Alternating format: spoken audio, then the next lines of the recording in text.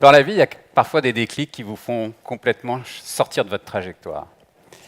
Moi, dans ma vie, ce déclic a fait le bruit métallique d'une porte qui se refermait derrière moi, une porte de prison. Un policier venait de m'enlever mes lacets, ma ceinture, ma montre, mes papiers, mon téléphone, mes boutons de manchette et ma cravate. Parce que ce jour-là, c'était il y a 10 ans, j'avais 45 ans, je portais un costume et une cravate comme à peu près tous les jours depuis 20 ans. J'étais directeur général d'une très grande entreprise qui employait 10 000 salariés et qui faisait 1 milliard d'euros de chiffre d'affaires. Le matin, tôt, j'avais été placé en garde à vue. Et quand je me suis retourné vers le fond de cette cellule, où il y avait juste un matelas en mousse sur un banc en béton, je m'en souviens comme si c'était hier, je retenais mon pantalon sans ceinture avec mes mains, et je me suis dit qu'un jour, je serais avocat pénaliste.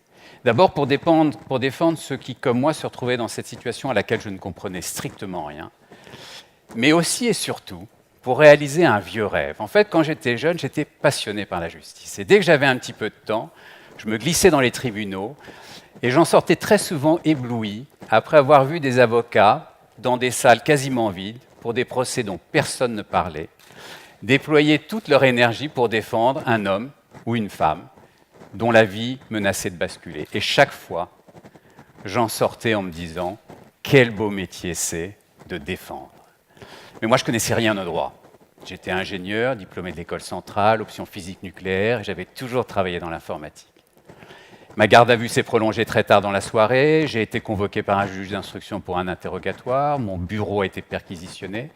En fait, j'étais soupçonné d'avoir commis le délit de recel de favoritisme dans le cadre d'un gros marché public que l'entreprise que je dirigeais avait gagné.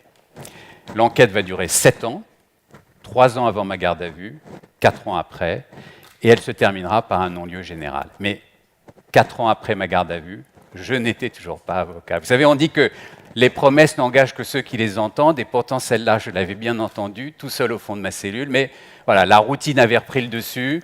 J'avais même changé d'entreprise, mais j'étais toujours directeur général. Mais j'étais de moins en moins heureux dans ce que je faisais. Et je crois pour cette raison, en grande partie, de moins en moins bon, jusqu'au jour où mon patron m'a demandé de quitter l'entreprise. Et ce jour-là, en le saluant, j'ai eu un sentiment partagé. Sentiment d'échec d'abord, et puis immédiatement recouvert par le sentiment que c'était peut-être la meilleure chose qui pouvait m'arriver, qui me mettait au pied du mur et que maintenant, je n'avais plus aucune raison de ne pas essayer de le réaliser, ce rêve. Alors j'ai fait un rapide calcul, je suis arrivé à la conclusion qu'il me faudrait entre 4 et 6 ans d'études pour devenir avocat, ce qui, j'allais avoir 50 ans à un moment où les années comptent double, représentait beaucoup de temps. Alors sans perdre de temps, j'ai demandé des équivalences dans plusieurs universités, j'ai aussi cherché un job, parce que j'en avais besoin, et aussi parce que je savais que si j'arrivais à devenir avocat, il me manquerait toujours les 30 ans d'expérience qu'ont ceux qui prêtent serment à 25 ans, et pas à 55, et que ma force à moi, ça serait ma différence, ça serait ma connaissance de l'entreprise. Alors les coups d'aile de papillon ont commencé à s'aligner dans le bon sens, j'ai trouvé un job compatible avec mes études, et j'ai été accepté dans l'excellente faculté de droit de l'université d'Aix-en-Provence. Et là, ça a été un premier choc. J'ai découvert l'université à 50 ans, et j'ai adoré. J'ai adoré recommencer à apprendre. J'ai adoré découvrir le droit, matière que je ne connaissais absolument pas. Et puis j'ai adoré me retrouver au milieu de milliers d'étudiantes et d'étudiants, cette espèce d'océan d'énergie. Mais moi, j'avais l'âge de leurs parents. Et moi, c'était difficile parce que j'avais obtenu une équivalence pour entrer en Master 1, 4e année. Je n'avais jamais fait de droit. Donc je devais faire en 1 an ce que font en 4 ans, avec une mémoire beaucoup plus agile que la mienne. J'ai eu des moments de gros découragement. Une de mes premières notes a été un 2 sur 20, je crois, de ma vie. Je n'avais jamais eu 2 sur 20. Ça vous rend humble. J'ai travaillé encore, et puis mes notes se sont améliorées, et j'ai décroché mon diplôme. Master 1, droit privé, sciences criminelles. J'étais heureux comme un gosse. 9 mois avant, je ne connaissais pas la différence entre le civil et le pénal. J'avais mon diplôme. Et commençait la deuxième étape, la plus difficile, celle qui consistait à rentrer dans l'école des avocats, passer ce qu'on appelle le concours du barreau. J'ai de la chance, je le réussis du premier coup. 2 ans devant, faites de cours et de stages. Et là, deuxième choc, impossible de trouver un stage. Je sens l'humiliation de celui qui écrit des lettres et des lettres et des lettres et qui reçoit pas de réponse, même pas de réponse négative, pas de réponse. Et je comprenais très bien ce que ressentaient mes petits camarades étudiants qui, après 5-6 années d'enseignement supérieur, avaient vraiment l'impression que personne ne les attendait. Et je me disais que quand moi j'étais directeur général et que je recevais ces demandes de ça, je ne mesurais pas à quel point elles étaient importantes pour ceux qui les envoyaient. Alors j'ai relancé, j'ai téléphoné et j'ai obtenu une proposition d'entretien, mais pas n'importe laquelle. Elle venait du cabinet d'avocats marseillais qui me faisait le plus rêver. Il avait été créé par un immense avocat qui s'appelle Alain Molla, qui a présenté tout ce qui m'attirait dans ce métier. De la rigueur, de l'éthique et énormément de talent. Son associé, qui s'appelle Christophe Basse, me reçoit. Il commence à me dire qu'il ne prend plus de stagiaires depuis un moment. Je me dis, bon, j'avais un entretien, mais ce n'est pas le bon. Et puis, dans la foulée, il me dit, mais compte tenu de mon profil un peu particulier, il veut bien tenter le coup avec moi. Je sors de son bureau, je marche dans la rue, je m'éloigne un peu de ses fenêtres et je saute en l'air. Je saute en l'air comme un jeune de 22 ans qui, pour la première fois, voit le monde du travail s'ouvrir devant lui, oubliant littéralement à ce moment-là que moi, je venais de passer 30 ans dans l'entreprise. Mais à ce moment-là, j'avais 22 ans. J'étais plus le vieux monsieur de 50 ans qui voit son avenir se rétrécir, les options se refermer. J'étais un jeune de 22 ans au début de quelque chose. Tout était ouvert, tout était possible. Mon stage démarre, Christophe Basse me descend dans une salle au sous-sol, une immense table au milieu, littéralement recouverte de papier. Des milliers et des milliers de pages, dans des dizaines et des dizaines de sous-dossiers. Et il me dit, tu sais ça, c'est un seul dossier. C'est un des procès les plus attendus de l'année 2013, c'est un procès pénal dans le domaine de la santé publique, c'est le procès des prothèses mammaires PIP. Nous défendons le président du directoire, le procès démarre dans 1 mois et demi, il va durer 5 semaines, à toi de jouer. Et alors là, je me jette dans ce dossier, j'y passe mes jours et mes nuits. Je pense qu'à la fin, je le connaissais par cœur. Arrive le début du procès. Il est délocalisé dans le parc des expositions de Marseille. C'est le procès hors norme. 7500 parties civiles, assistés par 350 avocats. De l'autre côté, 5 prévenus, 6 avocats, toute la presse, dans des immenses salles reliées entre elles par des systèmes vidéo.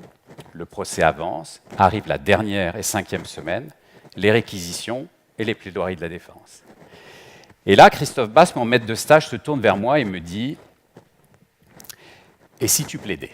Et alors là, 3e choc, parce que ça n'était pas prévu, parce que je n'ai jamais plaidé, et en plus, je n'ai pas le droit de plaider, je ne suis pas encore avocat.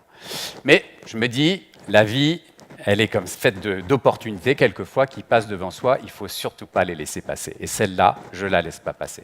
Je lui dis, OK, je me remets à travailler comme jour et nuit, je travaille l'argumentaire, je fais des exercices d'élocution, les serpents qui sifflent, les ornithorynques qui trinquent, je fais des exercices de respiration.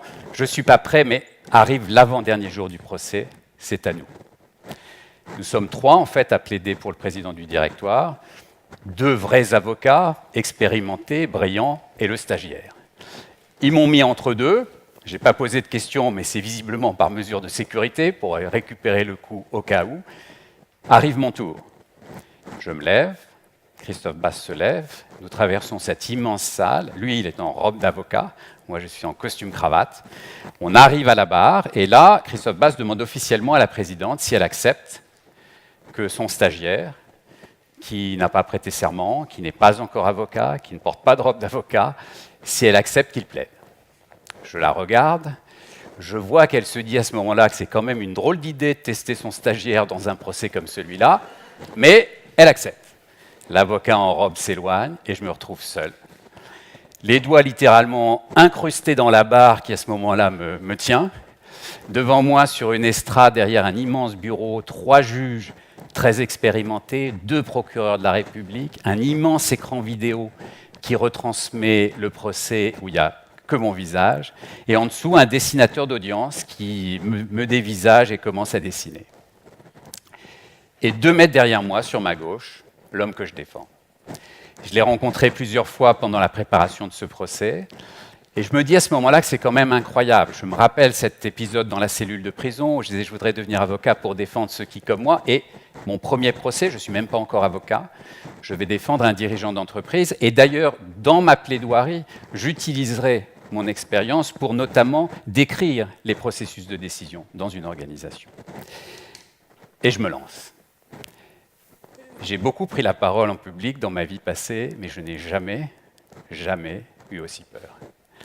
Je démarre en apnée quasi totale, les yeux rivés sur mes notes, les amygdales sèches, la voix basse. Et mes 35 minutes après, j'ai la tête haute, je suis exalté, révolté, déterminé, convaincu et nerveusement complètement vidé. Je retourne à ma place, j'ai des très bons retours, et en particulier, le plus important, celui de l'homme que je défends, et j'ai même droit à quelques beaux articles dans la presse. Un mois après, deux des avocats qui étaient en défense sur ce procès, Christophe Basse, mon maître de stage, mais un autre avocat que j'admirais beaucoup, qui s'appelle Jean Boudot, tous les deux élèves d'Alain Molla, viennent me voir et me disent la chose suivante. Écoute, on t'a vu plaider, on t'a vu travailler, on a chacun notre cabinet, on voudrait fusionner nos deux cabinets, en créer un nouveau, te demander d'être notre troisième associé. Ce cabinet sera dédié à la défense pénale, tu nous aideras à développer le pénal des affaires, il sera basé à Marseille avec un bureau secondaire à Paris. Et là, c'est comme si tous ces claquements d'ailes de papillons pendant ces 5 ans s'étaient mis à résonner, à entrer en résonance, à pousser un torrent de plaisir, des nuages d'opium. J'allais passer directement de stagiaire à associé dans le cabinet que j'aurais rêvé de créer avec les avocats avec lesquels je rêvais de travailler. J'étais toujours pas avocat, il me restait un examen à passer, le CAPA, je l'ai passé, je l'ai réussi. Et le 8 janvier de cette année, donc il y a presque exactement 5 mois, pour la première fois de ma vie, dans un palais de justice, j'ai enfilé une robe d'avocat, je me suis levé et j'ai prêté serment. Et à ce moment-là, je suis devenu avocat, ma nouvelle vie pouvait démarrer, j'ai vraiment eu l'impression de m'être réinventé. Maintenant, je suis inscrit au barreau de Marseille, les parloirs de la prison des Baumettes ont remplacé les salles du conseil, les plaidoiries ont remplacé les kick-offs et les roadshows, je travaille sur des dossiers passionnants, je rencontre des destins étonnants et surtout, je comprends beaucoup mieux la société dans laquelle je vis. Je n'ai jamais gagné aussi peu d'argent, mais j'ai jamais été aussi heureux. Alors, ça n'est qu'une histoire, ça n'est que mon histoire, mais je pense qu'on peut quand même en retirer quelques enseignements. Je crois d'abord que il y a dans la vie des moments difficiles. La vie est jalonnée de moments difficiles, des crises, des ruptures, des tensions. C'est mon histoire de garde à vue, c'est mon conflit avec mon patron. Mais je pense que ces moments n'arrivent jamais là par hasard. Ce sont des messages. C'est un peu comme la fièvre qui dit au corps « attention, il y a quelque chose qui ne va pas, il faut agir ». Il ne faut jamais les prendre comme des impasses, mais plutôt comme des tremplins pour aller ailleurs.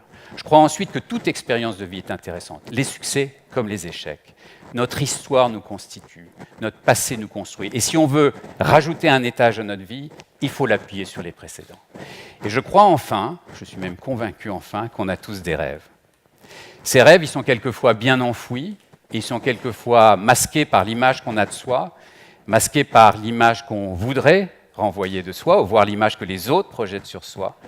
Mais je pense que ça vaut vraiment la peine d'aller les chercher. Moi, j'ai mis 30 ans pour me décider. Et puis ensuite, il faut y aller sans trop réfléchir. Je pense que de temps en temps, il faut savoir éteindre son cerveau et sa raison, écouter son ventre, ses émotions, ses pulsions, ses intuitions. De toute façon, on peut raisonner longtemps, on est incapable d'anticiper toutes les conséquences des décisions. Et donc, il faut y aller. Et dans la vie, on est constamment confronté à des décisions, des simples et des lourdes. Changer de vie à 50 ans, reprendre 4 ans d'études pour aller dans un monde radicalement différent quand on est marié avec 3 jeunes enfants, ce n'est pas une décision légère. Mais je pense qu'aucune décision ne nous engage à vie. En tous les cas, moi, je ne saurais pas prendre une décision si je pensais qu'elle m'engage à vie, parce que la vie est courte, parce qu'on n'en a qu'une, et parce qu'on a le droit d'en changer.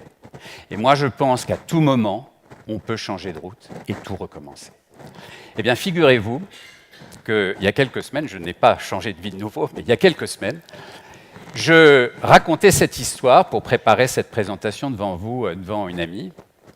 Et je terminais par cette phrase que je viens de vous dire. Elle m'a écouté avec attention et puis elle m'a dit « Écoute, c'est pas mal, mais Robert Plant, le chanteur de Led Zeppelin, dans Stairway to Heaven, il dit la même chose que toi, mais il le dit mieux que toi. Et en plus, il le chante, et c'est vrai que c'est une des plus belles voix du rock. Et il ne le dit pas en 12-13 minutes comme toi, il le dit en moins de 10 secondes. » Alors je vous avoue que je m'attendais à peu près à tout comme commentaire, mais pas à celui-là. J'ai d'abord été extrêmement vexé, et puis très intrigué, parce que Stairway to Heaven, c'est probablement une des chansons que j'ai le plus écoutées dans ma vie. Led Zepp, c'est ma génération, et je ne voyais absolument pas à quoi elle faisait allusion. Alors elle m'a cité cet extrait de Stairway to Heaven. Yes, there are two paths you can go by, but in the long run, there's still time to change the road you're on. Ce qui, avec mes mots à moi et de façon beaucoup moins poétique, donnerait « Il n'est jamais trop tard pour réaliser son rêve, on peut à tout moment changer de route et tout recommencer. » Et voilà finalement comment moi, je suis passé d'une cellule de prison à un escalier vers le paradis. Merci. La musique.